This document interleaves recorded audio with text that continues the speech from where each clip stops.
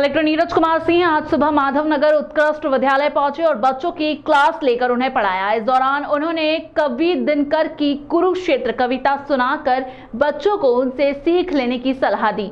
School चले अभियान के तीसरे गुरुवार को भविष्य से भेंट कार्यक्रम के तहत आज कलेक्टर नीरज कुमार सिंह माधवनगर उत्कृष्ट विद्यालय पहुंचे और कक्षा 10वीं के छात्रों की क्लास लेकर उन्हें पढ़ाया और छात्रों के सवालों के जवाब दिए।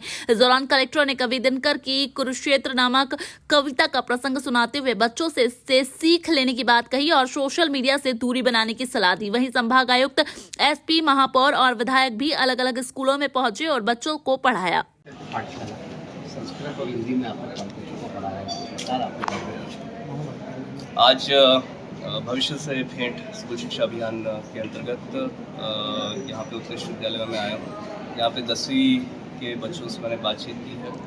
उनको हिंदी कविता रामधारी सिंह दिनकर जी की पढ़कर सुनाई गई है और उससे जो इसकी सीख थी वो उनको समझाई गई है। सर, एक महाभारत का भी विषय आपने बताया था, क्या कुछ विषय? रामधारी सिंह दिनकर जी की काव्य रचना है कुरुक्षेत्र, उसका एक सर्ग मैंने पढ़ करके बच्चों को सुनाया है और उससे जो हमें अपनी जीवन के लिए सीख मिलती है उसको हमें बताया गया है। सर, कहीं बच्चों को आप सोशल मीडिया से दूर रहने के लिए भी एक संदेश दिया है, क्योंकि समय अनुकूल रहता है उसके लिए। मैंने बच्चों से जो बातचीत की है उसमें जो सवाल आए थे उसमें मैंने ये भी संदेश दिया है कि सोशल मीडिया से इस वक्त दूर रहना चाहिए। ये समय पूर्ण रूप से एकाग्र होकर के जो लक्ष्य है उस लक्ष्य की तरफ बढ़ने का रहता है और सोशल मीडिया एक डिस्ट्रैक्शन होती है, उससे दूर रहने का संदेश देना चाहिए।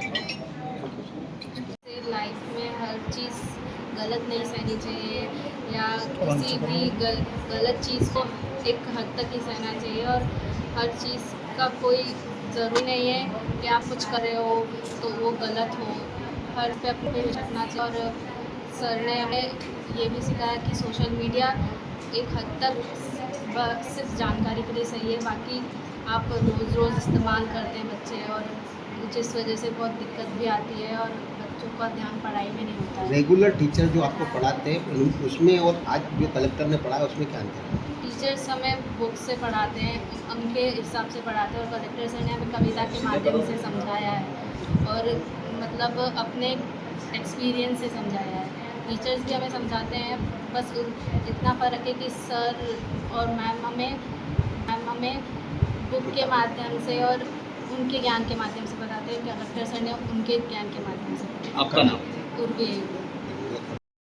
बहुत अच्छा कविता के माध्यम से लाइफ जीने का एक टैक्ट बताया कि उसमें आपको क्या क्या इंक्लूड करना चाहिए, आपको कैसे आगे बढ़ना चाहिए और कैसे आपको अपना लक्ष्य सिद्ध करना है। ये हमको सर की बातें समझ में आई। आपकी कलेक्टर आपसे चर्चा हुई क्या?